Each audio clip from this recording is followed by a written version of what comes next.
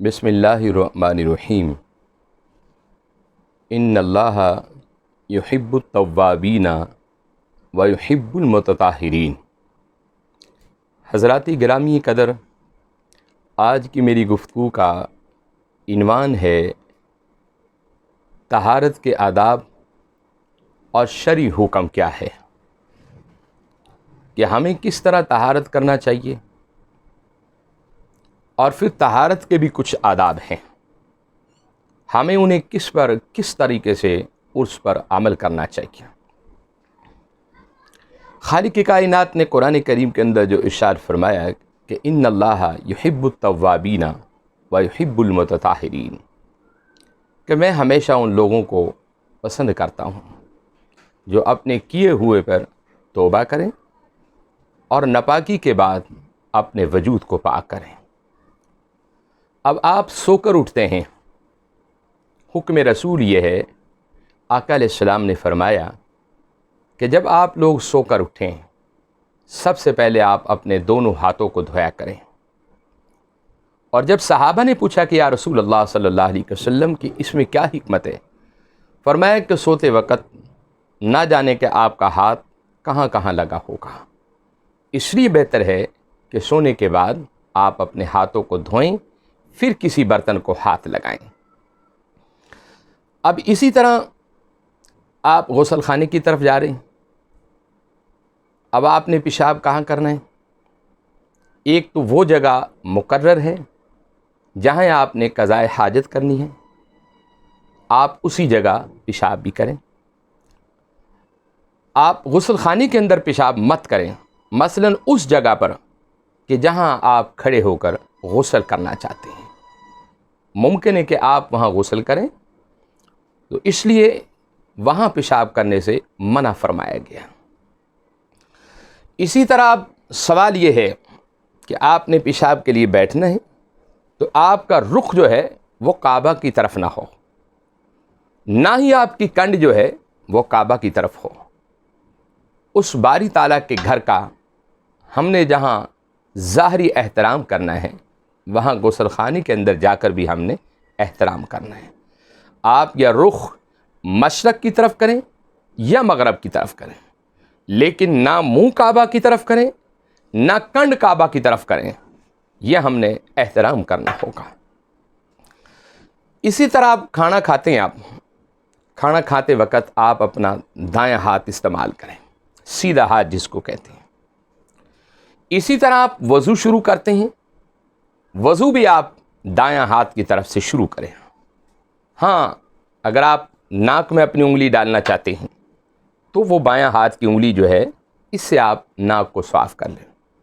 بہتر یہ ہے کہ تنہائی میں بیٹھ کر کریں، بہتر یہ ہے کہ علیحدگی میں بیٹھ کر کریں، لیکن بایاں ہاتھ کی جو انگلی ہوگی اس سے آپ نے اپنی ناک صاف کرنی ہوگی۔ اسی طرح اب آپ پیشاب کرنے کے لیے غسل خانے میں چلے گئے۔ اب غسل خانے میں بعض مرتبہ تو پتھر لگے ہوتے ہیں، چپس لگی ہوتی ہے، اور کئی چیزیں لگی ہوتی ہیں،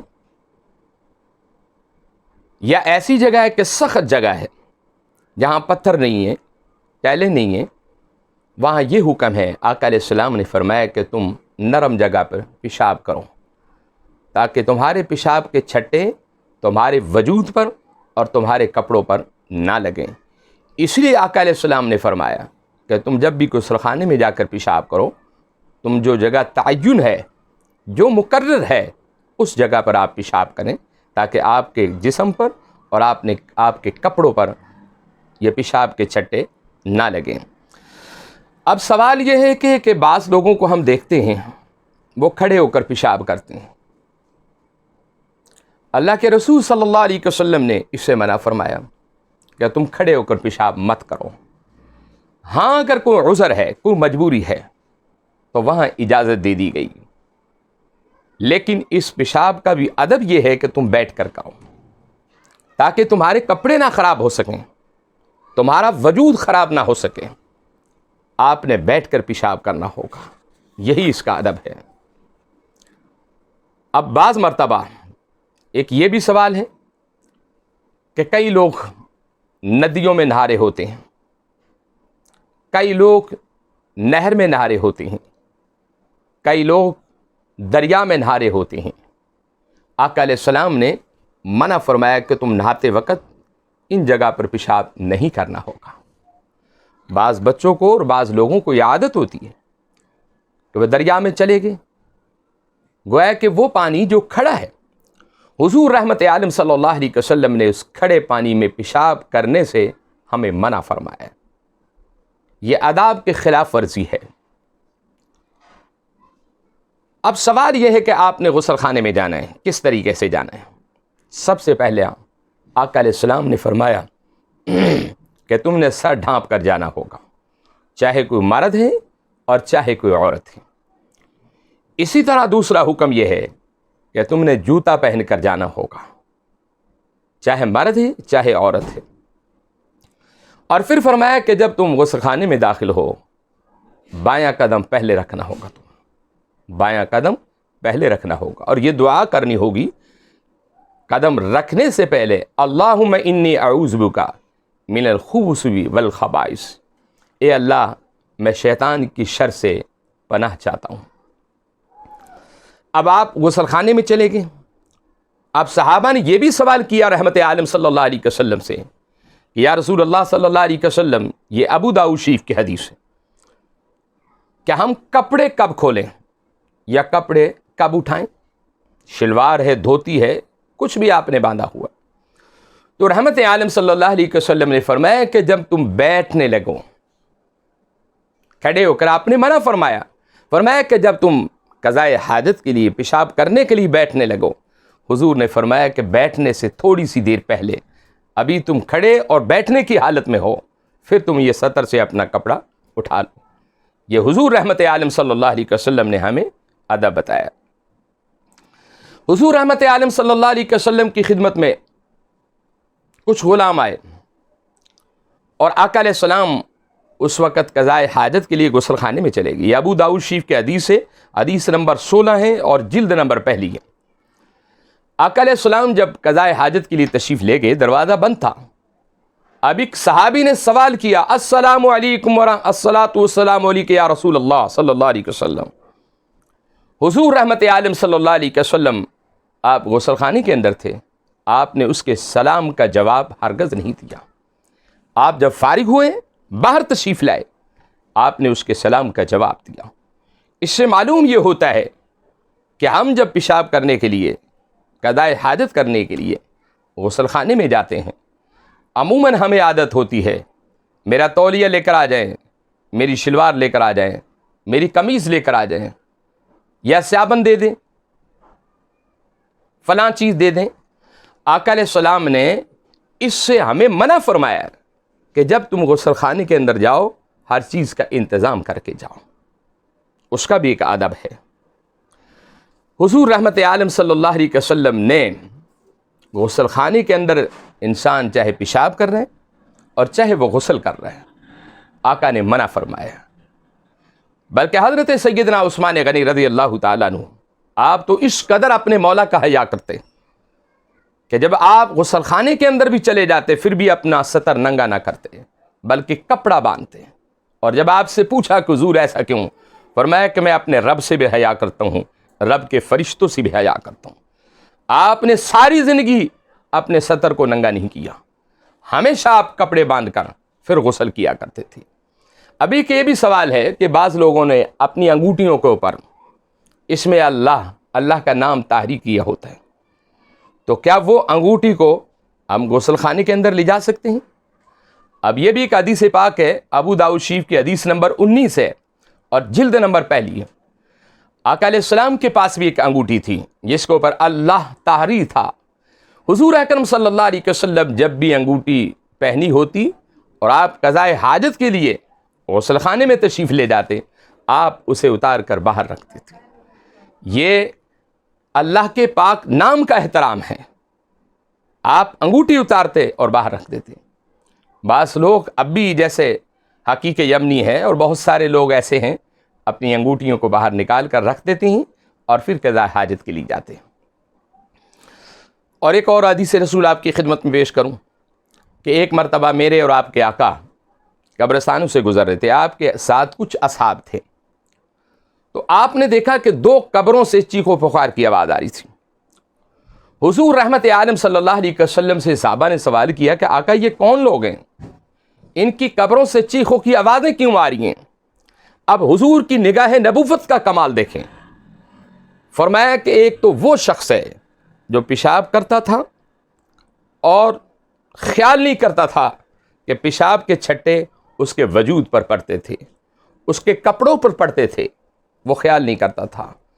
اور ایک وہ شخص ہے جو اپنے بھائیوں کی غیبت کرتا تھا، کوئی بھی ہے، مثلا میں ہوں، آپ میرے پاس تشریف لائے، یہاں سے چلے گئے، تیسرا شخص آیا تو میں آپ کے خلاف باتیں کرنے لگ جاؤں، یہ تو ایسا ہے، یہ تو ایسا ہے، اسی کا نام غیبت ہے۔ تو آقا علیہ السلام نے فرمایا کہ لوگوں تم کیا چاہتے ہو؟ ہم چاہتے کہ حضور ان کی قبروں سے عذاب کو کم کر دیا جائے۔ حضور نے حکم دیا کہ ایک سبز ٹہنی لاؤ، سبز ٹہنی منگوائی گئی، آقا علیہ السلام نے اس ٹہنی کے 2 ٹکڑے کیے اور دونوں قبروں میں گاڑ دیا۔ حضور رحمت عالم صلی اللہ علیہ وسلم نے فرمایا کہ میرے رب نے ان کی قبروں سے عذاب کو اٹھا لیا ہے اور یہ آرام اور شانتی میں آ چکے ہیں۔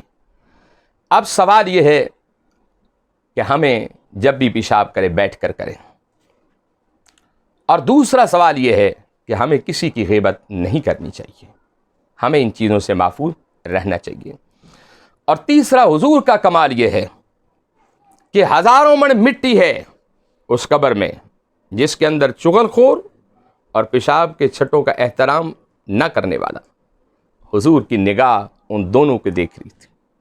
یہ کمال مصطفیٰ ہے، حضور کی نگاہ کا کمال ہے کہ حضور نے ہزاروں من مٹی کے اندر دیکھ کر بتا دیا تھا کہ یہ دونوں وہ شخص ہیں۔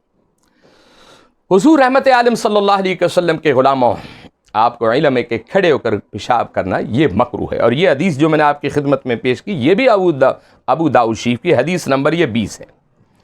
حضور رحمت عالم صلی اللہ علیہ وسلم کے غلاموں، جب بھی آپ پیشاب کریں آپ بیٹھ کر کریں، اس کا بھی یہ ادب ہے۔ حضرت عبداللہ بن سرجس رحمت اللہ علیہ، انہوں نے حضور نبی معظم رحمت عالم صلی اللہ علیہ وسلم سے ایک دن یہ حدیث سنی، اور یہ حدیث نمبر 29 ہے ابو داؤد شریف کی۔ آقا علیہ السلام نے فرمایا کہ بھائی جب تم پیشاب کرو تم کسی بھی سوراخ میں پیشاب نہ کرنا، اس سوراخ کے اندر بھی اللہ کی مخلوق ہے، اللہ کے بنائے ہوئے مخلوق کے جانور ہیں، کہیں یہ نہ ہو کہ انہیں اذیت پہنچ جائے، انہیں تکلیف پہنچے۔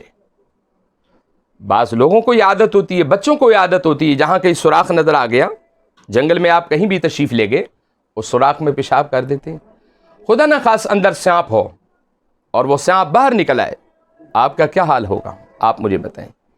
اس لیے میرے حضور نے منع فرمایا کہ کسی بھی سوراخ کے اندر آپ نے پیشاب نہیں کرنا ہوگا، ان سوراخوں کا بھی خیال اور احترام کرنا ہوگا۔ اب سوال یہ ہے کہ آپ نے پیشاب کر لیا، آپ نے پیشاب کر لیا، اب آپ نے استنجا کرنا ہے۔ یہ بھی حدیث رسول ہے، آقا علیہ السلام سے پوچھا، حضرت یحییٰ بن عبداللہ نے حضور نبی معظم رحمت عالم سے سنا کہ آقا اب میں پیشاب سے فارغ ہوا، قضاء حاجت سے فارغ ہوا، تو مجھے اب کس ہاتھ سے استنجا کرنا چاہیے؟ آقا نے فرمایا کہ بایاں ہاتھ سے تم استنجا کرو، دایاں ہاتھ کو استعمال کرنے سے منع فرما دیا۔ استنجا جب بھی کرنا ہے آپ نے بایاں ہاتھ سے کرنا ہے، اور اس کے بعد پھر استنجا کرنے کے بعد آپ اٹھیں اور اپنے کپڑوں کو نیچے کر لیں۔ اب آپ باہر آتے ہیں تو کس طرح آئیں گے؟ آقا نے فرمایا کہ جب تم غسل خانے میں جاؤ تو بایاں قدم پہلے رکھو، اور غسل خانے سے نکلو دایاں قدم پہلے رکھو، اور یہ دعا پڑھو، الحمدللہ الذی اذھب عنی العذا وعافانی، اور آپ باہر آ جائیں۔ پھر آپ دونوں ہاتھوں کو دھوئیں اچھی طریقے سے، یہ حضور کا معمول تھا۔ اور آقا علیہ السلام پھر وضو کرتے، اور وضو کرنے کے بعد پھر اللہ کی عبادت میں مشغول ہو جاتے۔ بس یہی ایک ادب ہے طہارت کا جو میں نے آپ کی خدمت میں عرض کر دیا۔ یہ بہت اہم مسائل تھے جن کے اوپر میں نے گفتگو کی۔ طہارت کا بھی ادب ہے، اور ہمارے معاشرے میں ایک تہذیب بھی ہے کہ ہم نے کس طرح اپنے معاشرے کے اندر تہذیب کو آگے لے کر جانا ہے۔ اللہ رب العزت کی حضور میں دعا ہے کہ مولا کائنات ہمیں رسول اللہ صلی اللہ علیہ وسلم کے بتائے ہوئے طریقوں پر چلنے کی توفیق عطا فرمائے۔ وآخر دعوانا الحمد للہ رب العالمین۔